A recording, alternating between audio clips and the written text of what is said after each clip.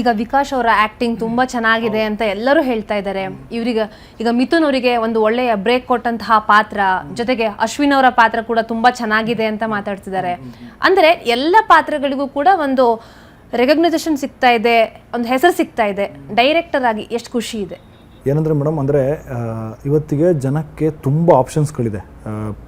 ಒಬ್ಬ ರೀಲ್ ನೋಡ್ಕೊಂಡು 1 ಗಂಟೆ ಜಾಮ್ ಆಗ್ತಾನೆ. ರೀಲ್ಸ್ನ ನೋಡಿಕೊಂಡು 3 ಸೆಕೆಂಡ್ ರೀಲ್ಗಳನ್ನ ನೋಡಿಕೊಂಡು 4 ಸೆಕೆಂಡ್ ನೋಡ್ಕೊಂಡು ಇದಾಗ್ತಾನೆ. ಸೊ ನಾವೊಂದು ಪಾತ್ರಗಳನ್ನ ಹುಟ್ಟಿಸಿ ಆ ಪಾತ್ರಗಳನ್ನು ಬೆಳೆಸೋದಕ್ಕೆ, ಆ ಪಾತ್ರಗಳನ್ನು ಪೋಷಣೆ ಮಾಡೋದಕ್ಕೆ ಸಿನಿಮಾದಲ್ಲಿ ಭಾಳ ಕಷ್ಟ ಇದೆ, ಟಾಸ್ಕ್ ಇದೆ.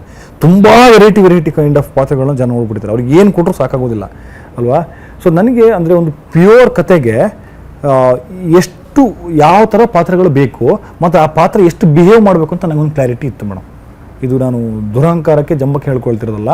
ಅಂದರೆ ಆ ಥಿಯೇಟ್ರ್ ಬ್ಯಾಕ್ಗ್ರೌಂಡಿಂದ ಬಂದಿರೋದ್ರಿಂದ ಒಂದು ಪಾತ್ರ, ಒಬ್ಬ ಕಲಾವಿದ, ಒಬ್ಬ ನಟನಾಗಿ ಅವನು ಎಷ್ಟು ಉಸಿರಾಡಬೇಕು, ಅವನು ಎಷ್ಟು ಭಾವಿಸ್ಬೇಕು, ಎಷ್ಟು ಜೀವಿಸಬೇಕು ಅನ್ನೋ ಕ್ಲಾರಿಟಿ ಇದ್ದಿದ್ದರಿಂದ ನನಗೆ ಯಾರೇ ಆರ್ಟಿಸ್ಟ್ ಬಂದರೂ ನಾನು ಅವ್ರನ್ನ ನನ್ನ ಪಾತ್ರಕ್ಕೆ ಅವ್ರನ್ನ ಬೆಂಡ್ ಮಾಡ್ತೀನಿ, ಕಂಟ್ರೋಲ್ ಮಾಡ್ತೀನಿ ಅನ್ನೋ ಕೆಪಾಸಿಟಿ ಇದೆ. ಫಸ್ಟ್ ನನ್ನ ಸ್ಟ್ರೆಂತೇ ಅದು, ಅರ್ಥ ಆಯ್ತಾ.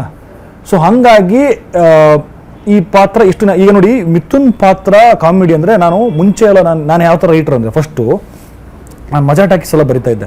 ಮಜಾ ಟಾಕೀಸ್ ಬರೆಯುವಾಗೆಲ್ಲ ಹೇಗೆ ಅಂತಂದರೆ ತುಂಬ ಪ್ರಾಸ ಬರಿತಾ ಇದ್ದೆ. ಅದಕ್ಕಿಂತ ಪ್ರಿವಿಯಸ್ಗಳೆಲ್ಲ ತುಂಬ ಪ್ರಾಸ, ತುಂಬ ಒಂದ್ಸಲ ಮಾಸ್ ಡೈಲಾಗ್ ಈ ಥರ ಎಲ್ಲ ಬರಿತಾ ಇದ್ದೆ. ನಾನು ತುಂಬ ಅಪ್ಡೇಟ್ ಆಗಿದ್ದೆ ಈ ಪಾತ್ರ ಬರೆಯುವಾಗ. ಅಂದರೆ ನನ್ನ ಸಿನಿಮಾದಲ್ಲಿ ನೀವು ಪ್ರಾಸಗಳು ಸಿಗಲ್ಲ, ನಾನು ತುಂಬ ಬರೆಯಬಲ್ಲೆ ನನ್ನ ಪ್ರಾಸಗಳನ್ನು, ಆಯಿತಾ. ನನ್ನ ಸಿನಿಮಾ ತುಂಬ ನ್ಯಾಚುರಲ್ ಆಗಿ ಬಿಹೇವ್ ಮಾಡ್ತಾ ಹೋಗುತ್ತೆ ನನ್ನ ಪಾತ್ರಗಳು. ಅಂದರೆ ಈಗ ಯಾವ ಹುತ್ತದಲ್ಲಿ ಯಾವ ಹಾವು ಇರುತ್ತೆ ಅಂತ ಯಾರಿಗುತ್ತೆ, ನಿಂಗತ್ತಾನೆ ಅಂತ ಹಿಂಗೆ ಹೇಳುತ್ತೆ, ಹಿಂಗೆಲ್ಲ ಮಾತಾಡ್ತದ್ದು. ನಾವು ರೆಗ್ಯುಲರಾಗಿ ಮಾತಾಡೋಂಥ ಮಾತುಗಳದು.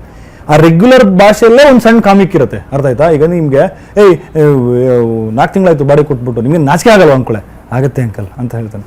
ಯಾರು ಆಗುತ್ತೆ ಅಂತ ಹೇಳಲ್ಲ, ಅಲ್ಲ ಆಗುತ್ತೆ ನಾಚಿಕೆ ಆಗಲ್ಲ ಅಂತ ಕೇಳಿದಾಗ, ನಾಚಿಕೆ ಆದಾಗ ಸುಮ್ಮನೆ ತಲೆ ಬಗ್ಗಿಸ್ತಾರೆ, ಆಗುತ್ತೆ ಅಂಕಲ್. ಒಂದೊಂದ್ಸಲ ತುಂಬ ನಾಚಿಕೆ ಆಗುತ್ತೆ, ಎಲ್ಲರೂ ಸತ್ತೇ ಹೋಗೋಣ ಅನ್ಸುತ್ತೆ ಅಂಕಲ್, ಆಗ ನಿಮ್ಮ ಮಕ್ಕ ನೆನಪಾಗುತ್ತೆ ಅಂತ ಈ ಥರ ಎಲ್ಲ ಮಾತಾಡ್ತಿಲ್ಲ. ನಗಿಸ್ಕೊಂಡು ಬೆಳೆಸ್ಕೊಂಡು ಹೋಗುವಂಥ ಕಾಮಿಡಿ, ಅದ್ರ ಮೇಲೆಲ್ಲ ವರ್ಕೌಟ್ ಮಾಡಿದೆ ನಾನು. ಎಲ್ಲೂ ಪ್ರಾಸ ಬಳಸಲಿಲ್ಲ.